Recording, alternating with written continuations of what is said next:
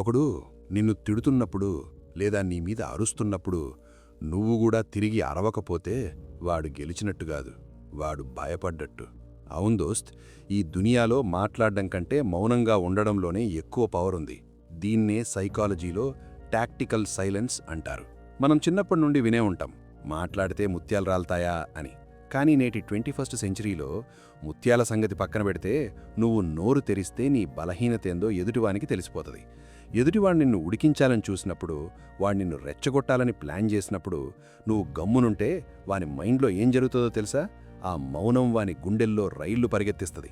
ఆ మౌనం వెనుక ఉన్న పక్కా సైంటిఫిక్ సీక్రెట్స్ ఏందో, అసలు మౌనంతో ఈ ప్రపంచాన్ని ఎట్లా గెలవాలో గుండు కొట్టినట్టు క్లియర్గా చెప్తా. లాస్ట్ వరకు విను, ఎందుకంటే చివర్లో నీకోసం ఒక మాస్టర్ ట్రిక్ ఉంది. మన మెదడు భలే విచిత్రమైన దోస్త్. సైకాలజీ ప్రకారం మన మెదడుకి ఏదైనా ఒక ప్రశ్న వస్తే దానికి వెంటనే సమాధానం వెతకడం ఒక అలవాటు. ఒకవేళ సమాధానం దొరక్కపోతే అది పిచ్చెక్కిపోతుంది. నువ్వు మౌనంగా ఉన్నప్పుడు ఎదుటివాని మెదడుకి ఎలాంటి సమాధానం దొరకదు. అప్పుడు వాడు కన్ఫ్యూజ్ అయిపోతాడు. నేనన్నది వానికి అర్థం కాలేదా, లేక వాడు నన్ను అస్సలు లెక్క చేయడం లేదా, వాడు లోపల ఏం ప్లాన్ చేస్తున్నాడు అని వానిలో వాడు ఒక పెద్ద యుద్ధమే చేస్తాడు. మ్యానిపులేట్ చేసేటోడు, అంటే నిన్ను వాడుకోవాలని చూసేటోళ్ళు ఈ మౌనాన్ని చూసి మస్తు వణికిపోతారు. ఎందుకంటే మౌనం అనేది ఒక ఖాళీ స్థలం లాంటిది.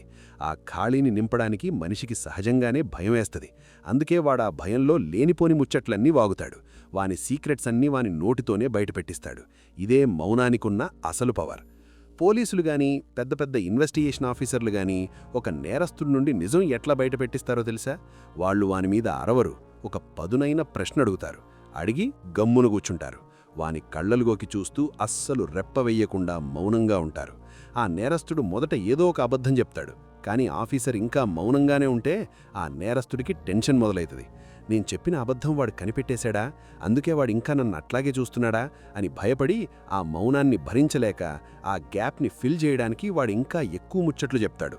చివరకు వాడు చెప్పకూడని నిజాలు కూడా వాని నోటితోనే బయటకొస్తాయి. నువ్వు కూడా నీ పర్సనల్ లైఫ్లో ఎవరినైనా నిజం చెప్పాలనుకుంటే, లేదా ఒకడు అబద్ధం ఆడుతున్నాడని నీకు డౌట్ వస్తే వాడు చెప్పేది మొత్తం విను. వాడాగాక నువ్వు వెంటనే రియాక్ట్ అవ్వకు. ఒక్క 5 సెకండ్లు గమ్మున వాని కళ్ళల్లోకి చూస్తూ ఉండు. వాడు తనంతట తానుగా తన తప్పుని ఒప్పుకునేదాకా ఆ మౌనాన్ని ఆయుధంగా వాడు. ఇది పక్కా వర్కౌట్ అవుతుంది. దోస్త్, ఒక్కసారి గమనించు, ఒక గ్రూప్లో ఉన్నప్పుడు ఎవడు పడితే వాడు వాగుతూనే ఉంటాడు. వాని మాటకి వాల్యూ ఉండదు. కానీ ఎవడైతే తక్కువగా మాట్లాడతాడో వాడు నోరు తెరిస్తే చాలు, అందరూ గమ్మునైపోయి వింటారు. ఎందుకంటే మౌనం అనేది ఒక అథారిటీని క్రియేట్ చేస్తుంది. కింగ్ లాంటివాడు ఎప్పుడూ కుక్కల మీద అరవడు. వాని చూపులోనే పవర్ ఉంటుంది. నువ్వు ఎంత తక్కువగా మాట్లాడితే ఎదుటివాడు నిన్ను అంత ఎక్కువ అబ్జర్వ్ చేస్తాడు. వానికి నీ మీద ఒక గౌరవం, అదే సమయంలో ఒక చిన్న భయం కూడా పుడుతుంది. ఈడు ఏది పడితే అది మాట్లాడ్డు, ఈడు మాట్లాడితే ఏదో మ్యాటర్ ఉంటుంది అని అందరూ ఫిక్స్ అయిపోతారు. చాలామంది ఏమనుకుంటారంటే ఎక్కువ మాట్లాడితేనే తెలివైనోళ్ళు అనుకుంటారని. కానీ అది తప్పు. నువ్వు ఎంత ఎక్కువ మాట్లాడితే అన్ని ఎక్కువ తప్పులు చేస్తావు. నీ నోటి నుండి వచ్చే ప్రతి మాట నీ క్యారెక్టర్ని డిసైడ్ చేస్తుంది. అందుకే నీ మాటలు ఖరీదైనవిగా ఉండాలంటే వాటిని ఎప్పుడు పడితే అప్పుడు వాడకు. అవసరమైనప్పుడే నీ వాయిస్ వినిపించుకో. అప్పుడు ఈ ప్రపంచం నీ మాట కోసం వెయిట్ చేస్తుంది. నీ సైలెన్స్తోనే నిన్ను గెలిపించుకో.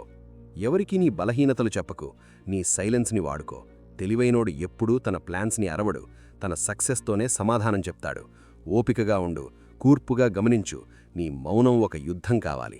ఆట ఇప్పుడు నీ చేతుల్లో ఉంది. నిన్ను సక్సెస్లో చూస్తా. ఇది షాడో సీక్రెట్స్ తెలుగు.